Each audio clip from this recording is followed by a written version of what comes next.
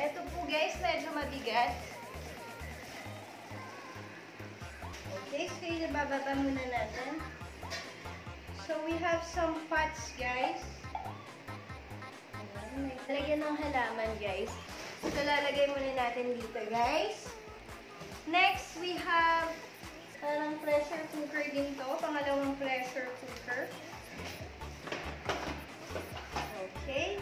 And ang laman nito is detergent again, guys. Ayan. And then this one, ayan, wow. Puro baka may chinelas si Ameya. Kay Ameya ba ito? Ayan. So, chinelas na Havaianas, guys. Havaianas na chinelas for kids. So, bahala na sila kung kanino kasya to. Size 29 to 30.